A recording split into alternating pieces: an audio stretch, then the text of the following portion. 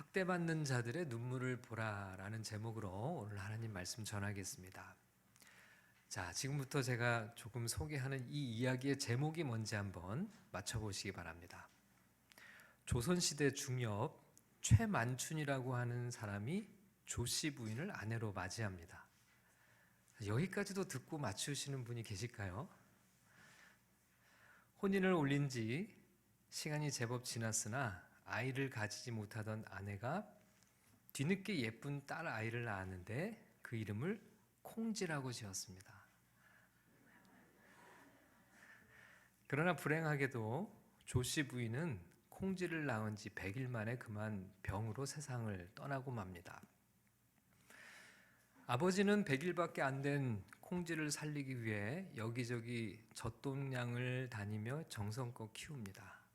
그렇게 부녀는 서로를 의지하며 행복하게 살고 있었습니다. 그러다가 콩쥐가 14살이 되던 해에 아버지 최만춘이 배씨 부인과 재혼을 하게 돼요.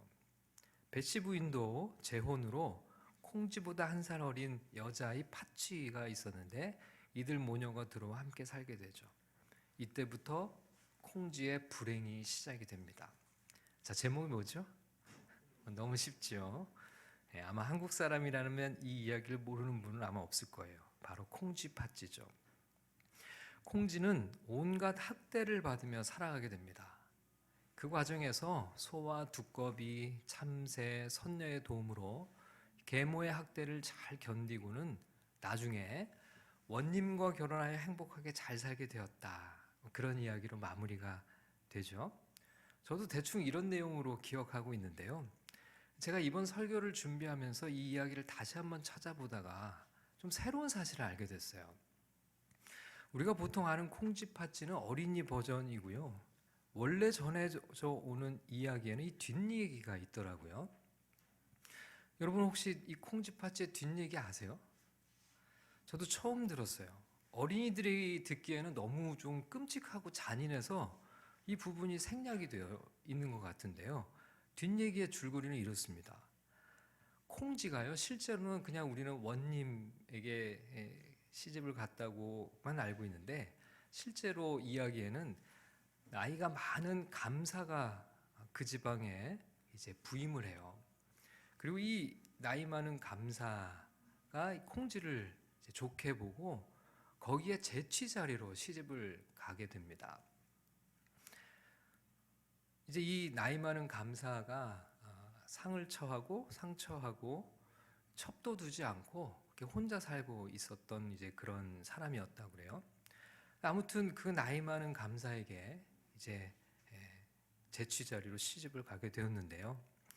이 인생 역전에 성공했죠. 이 콩쥐를 안이 꼽게 보는 누가 있었겠죠. 누굴까요? 팥쥐와 그 어머니 배씨였어요. 이제 두 사람이 계략을 짭니다. 팥쥐는 언니 콩쥐에게 찾아가서 그동안 자기가 잘못했다고 사과를 해요. 마음씨 착하고 순진한 콩쥐는 그 사과를 다 받아주고 용서합니다. 팥쥐는 콩쥐에게 같이 물놀이를 가자고 숲속 연못으로 유인을 해요. 그리고 아무도 보지 않는 깊은 숲속 연못에서 그만 팥쥐가 콩쥐를 물에 빠뜨려 죽입니다. 그리고는 아무 일 없었다는 듯이 마치 자기가 콩쥐인 양 집으로 가서 감사의 나이 많은 감사의 부인 행세를 해요.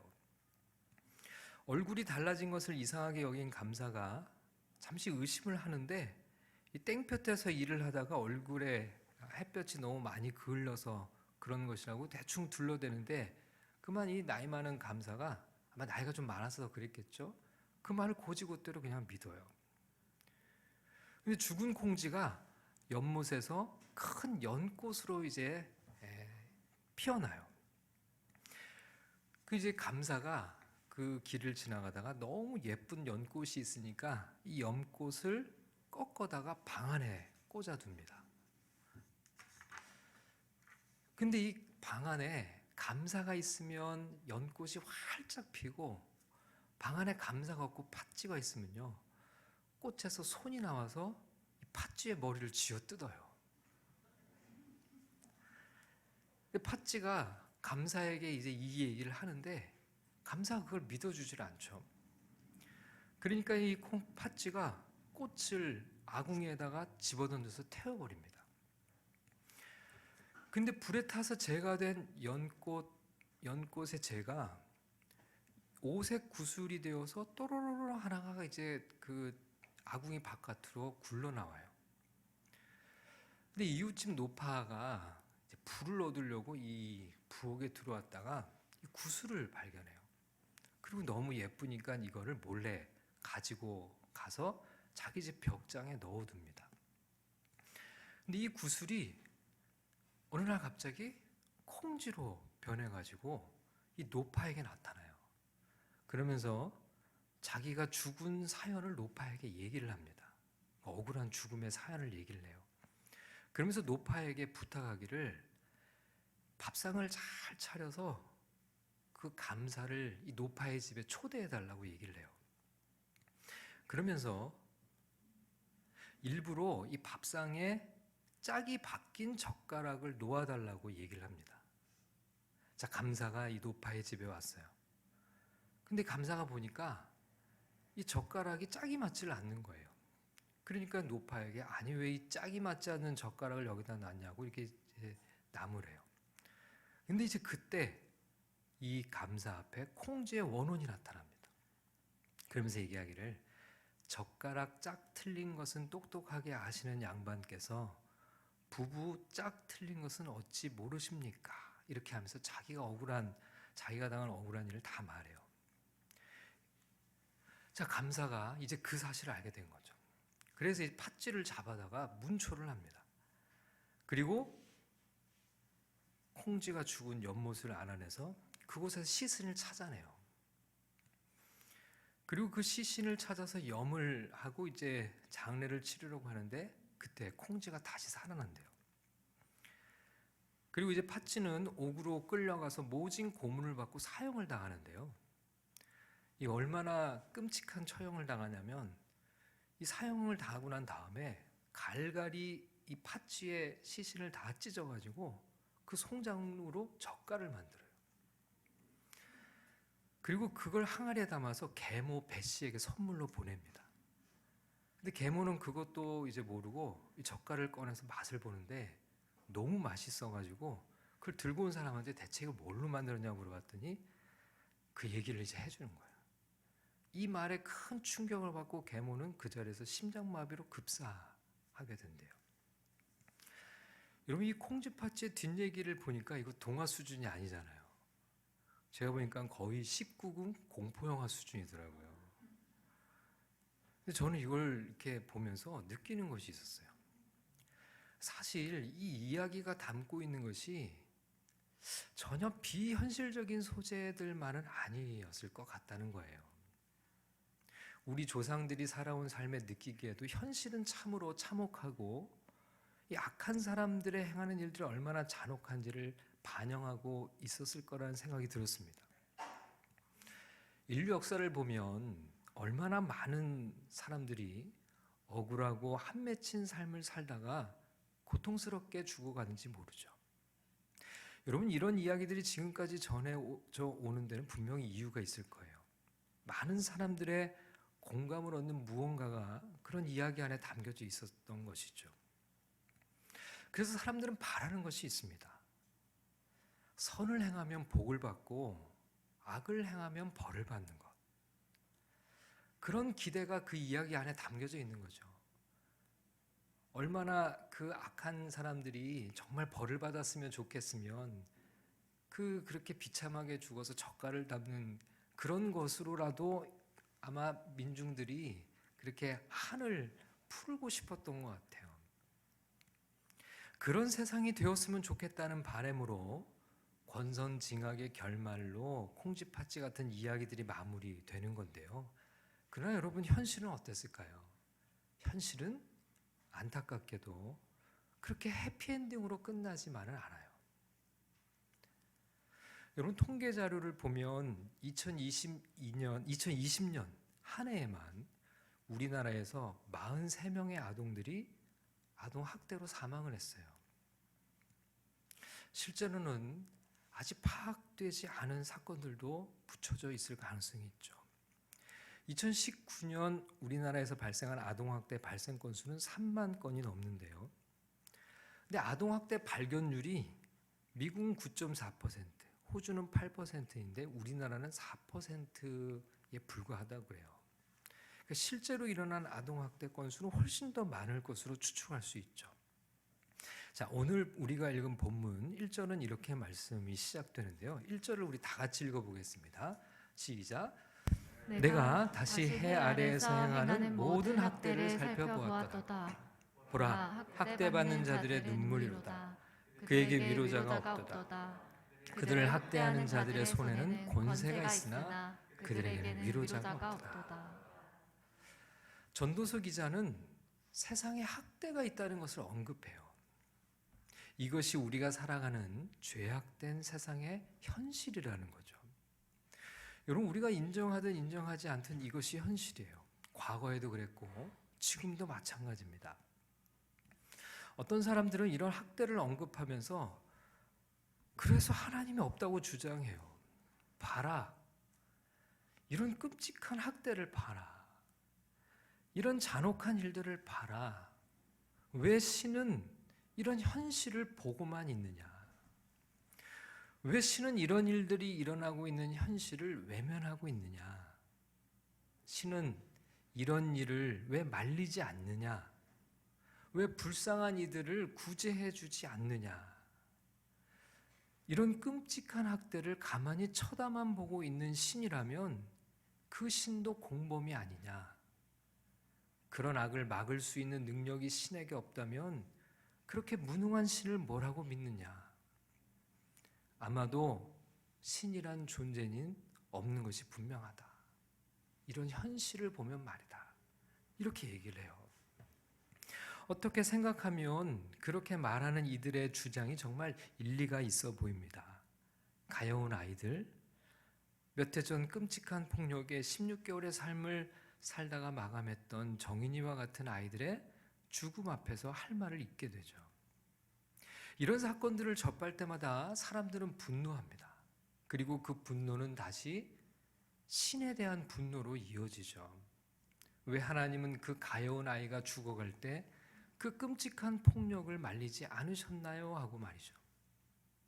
이런 질문을 가진 우리에게 성경은 뭐라고 말씀을 하실까요?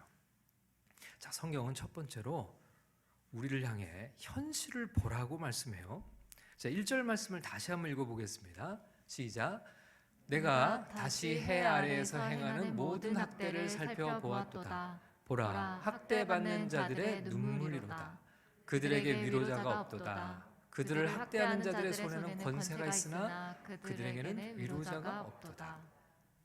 저는 이 구절을 묵상하는데 보라는 이 단어가 마치 제 귀에 대고 하시는 하나님의 말씀처럼 들렸어요. 현실을 봐라. 모든 학대를 살펴봐라. 학대받는 자들의 눈물을 봐라. 그들에게 위로자가 있는지 없는지를 봐라. 학대하는 자들의 손에는 무엇이 있는지를 봐라. 이렇게 말씀하시는 것 같았습니다. 사실 세상에는 억울하고 안타까운 일들이 넘쳐나는데요. 사실 신앙적으로 해석하기도 어렵고 설명하기 힘든 일들이 너무 많아요. 그러다 보면 우리는 이런 현실을 외면할 때가 있습니다. 그런데 성경은 오히려 우리에게 보라고 해요. 봐라. 학대받는 자들의 눈물을 봐라. 우리는 이렇게 질문하잖아요. 하나님 보셨어요? 하나님 알고 계셨어요? 하나님 왜 가만히 계셨어요? 하나님 왜 말리지 않으셨어요? 왜 억울한 일이 일어나도록 방치해 두셨어요? 라고 따지죠. 근데 하나님은 오히려 우리에게 이렇게 말씀하세요. 너희는 봤니? 학대받는 자들의 눈물을 봤어? 알고 있었어? 왜 가만히 있었어? 왜 말리지 않았어? 왜 억울한 일이 일어나도록 방치해뒀어? 라고 질문하고 계세요. 오히려 우리에게 봤냐고 얘기를 하세요. 너희는 봤니? 학대받는 자들의 눈물을 봤어? 라고 말씀하세요. 그냥 보지도 말고 살펴보라고 말씀하세요. 그러니까 어때요? 하나님은 다 보고 계셨어요. 하나님은 모든 학대를 다 살펴보고 계셨어요. 그들의 눈물을 다 보고 계셨어요. 어떤 분은 이렇게 말씀하실 거예요. 난 뉴스에서만 그런 일들을 봤지 정작 내 주변에서는 별로 본 적이 없어요. 아마 많은 분들이 그렇게 이야기하실 거예요. 자, 그런데 성경은 이렇게 말씀하세요. 내가 다시 해 아래에서 행하는 모든 학대를 살펴보았다. 여러분, 대체적으로요, 학대는 그냥 봐서는 잘 보이질 않아요. 1절 말씀에 보면 학대하는 자들의 손에는 무엇이 있다고 말씀하셨죠? 권세가 있다. 학대하는 자들의 손에는 권세가 있어요. 힘이 있어요. 그래서 여러분, 학대는 잘 드러나지 않습니다. 위장되고 은폐되기 쉬워요. 그래서 관심을 가지고 자세히 살펴봐야 알 수 있어요. 성경은 우리에게 분명하게 말씀하세요. 내 주변에 눈물을 흘리고 있는 이들이 없는지 자세히 살펴보라는 겁니다. 그냥 보지 말고 살펴보라는 거예요. 자세히 보라는 겁니다. 그냥 보지 말고 그들의 눈을 보라는 거예요. 눈가를 자세히 보라는 거예요. 눈가에 맺힌 눈물을 보라는 거예요. 여러분, 대충 보면 그 눈물은 잘 보이지 않아요. 뒷모습을 보면 보일까요? 멀리서 보면 보일까요? 아니에요. 가까이 가서 눈을 지그시 살펴봐야 돼요. 그래야 촉촉히 젖은 그들의 눈물을 볼 수 있다는 거예요. 우리 신앙인들이 오히려 이런 현실에 둔감할 수 있어요. 여러분, 우리의 신앙과 믿음은 지극히 현실에 뿌리를 내리고 있어야 하는 거죠. 하나님께 다 맡긴다고 하면서 오히려 우리가 이런 현실을 외면하는 것은 하나님의 뜻이 아닐 거예요. 하나님은 우리에게 물으셨어요. 너 봤니? 학대받는 이들의 눈을 봤어? 그들의 눈물을 봤어? 성경은 우리에게 보라고 하시죠. 봐라. 학대받는 자들의 눈물이다. 어떤 일들이 일어나고 있는지를 봐라. 그냥 대충 보지 말고 자세히 살펴봐라. 학대와 고통 가운데 살아가고 있는 이웃이 우리 가운데 없는지 우리 눈에 불을 켜고 그들을 지켜봐라. 여러분, 물론 그런 현실을 보는 것은 매우 매우 고통스러운 일이에요. 예전에 책을 한 권 읽은 적이 있는데요. 아동학대에 관한 뒤늦은 기록이라는 제목의 책이었어요. 이 책의 부제가요, 별이 된 아이들 263명, 그 이름을 부르다, 이렇게 되어 있었는데, 저는 책을 읽는 것만으로도 그 안에 실린 끔찍한 사연을 접하는 것만으로도 트라우마가 생길 정도로 힘들었어요. 자, 오늘 본문에서도 이 현실을 직시하는 것이 얼마나 힘든 일인지를 이렇게 말씀하시는데요. 자, 2절과 3절 말씀을 같이 읽어보겠습니다. 시작. 그러므로 나는 아직 살아있는 자들보다 죽은 지 오랜 자들을 더 복되다 하였으며 이 둘보다 아직 출생하지 아니하여 해 아래에서 행하는 악한 일을 보지 못한 자가 더 복되다 하였도다. 여러분, 전도서 기자가 지금 뭐라고 말씀하는 걸까요? 이 세상에서 벌어지는 악한 일들이 너무 끔찍하기 때문에 오래전에 이미 죽었거나 차라리 태어나지 않아서 이런 일들을 모르는 것이 낫다. 차라리 그게 더 복되다라고 얘기를 해요. 그만큼 현실에서 일어나는 일들을 우리가 이렇게 직시하고 본다는 것이 사실 너무 고통스럽고 쉽지 않은 일임을 말씀하고 있는 거죠. 그럼에도 불구하고 성경은 현실을 봐야 된다고 얘기를 해요. 현실을 보라고 말씀하세요. 힘들어도 고통스러워도 그 현실을 외면하지 마라. 이웃들의 고통을 모른 척하지 말아라.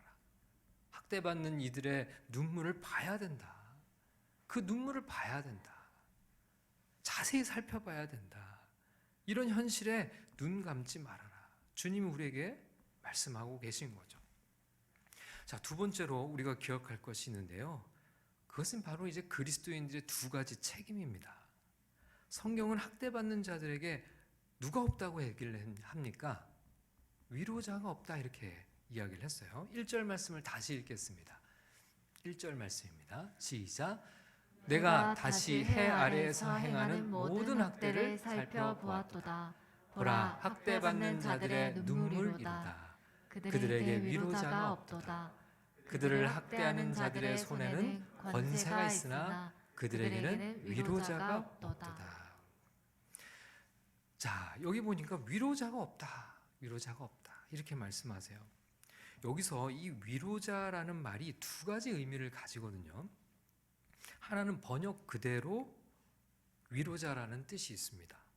아픔과 상처를 싸매어주고 따뜻하게 안아줄 위로자가 없다는 거예요. 성경은 그런 위로자가 없다는 것을 한탄해요. 그 얘기는 뭐예요? 위로자가 없다, 위로자가 없다라고 하는 것은 다시 말하면 그런 위로자가 필요하다라는 말씀이죠. 여러분, 누가 그들의 위로자가 될 수 있을까요? 위로자가 누가 될 수 있어요? 이런 현실에 눈을 감고 있으면 위로자가 될 수 없죠. 위로자가 될 수 있는 사람은요, 해 아래에서 행하는 모든 학대를 살펴보는 사람이 될 수 있어요. 학대받는 자들의 눈물을 볼 수 있는 사람이 위로자가 될 수 있죠. 이런 위로자가 없다는 것은 한편으로 현실을 반영한 표현이기도 하지만 또한 우리를 부르시는 소명이기도 해요. 누가 위로자가 될 수 있느냐? 하나님은 이미 모든 학대를 살펴보고 계시고 학대받는 자들의 눈물에 시선을 두고 계시는데 누가 하나님을 위해 가서 그들의 눈물을 닦아주고 그들의 고통을 멈추게 할 수 있는가? 그걸 이야기하고 계세요. 여러분, 누가 그 일을 할 수 있을까요? 누가 하나님의 마음을 가지고 누가 하나님의 이 마음을 가지고 가서 그들의 눈물을 닦아주실 수 있을까요? 하나님의 백성들인 우리가 아닐까요? 자, 고린도 후서 1장 3절에서는 하나님을 이렇게 소개를 해요. 고린도 후서 1장 3절 말씀입니다.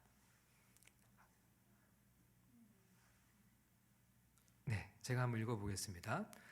찬송하리로다. 그는 우리 주 예수 그리스도의 하나님이시요 자비의 아버지시요 모든 위로의 하나님이시며.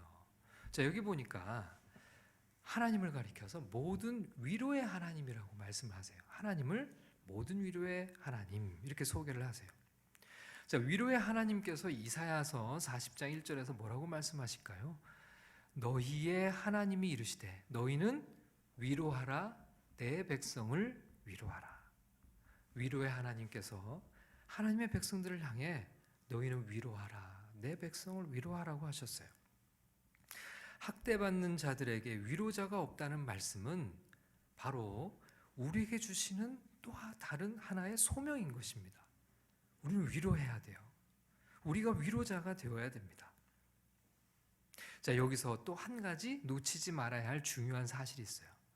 이 위로자가 된다. 위로자가 가지는 또 다른 의미인데요. 위로자라는 단어의 의미에는 마음을 바꾸다, 마음을 바꾸게 하다, 즉 회개라는 의미가 담겨져 있습니다.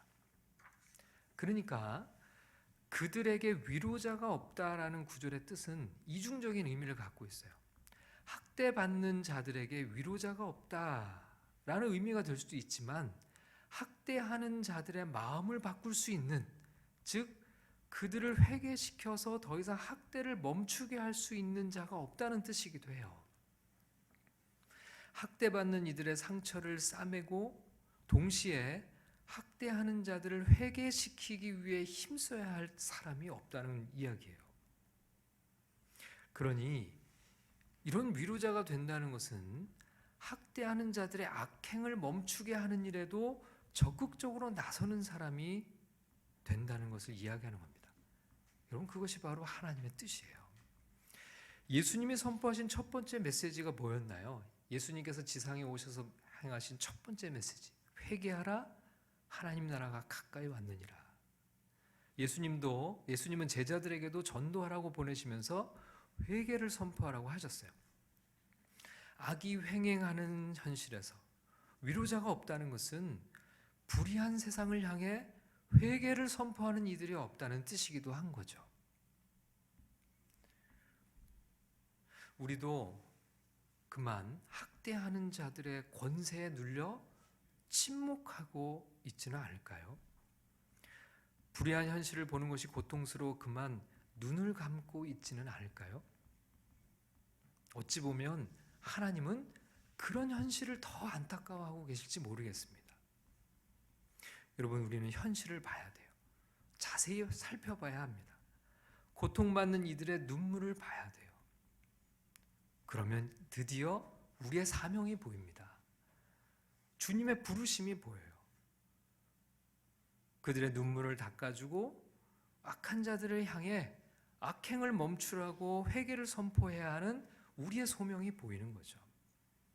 그렇게 하나님의 위로자로 살아가는 믿음의 삶이 다 되시기를 주님의 이름으로 축원합니다.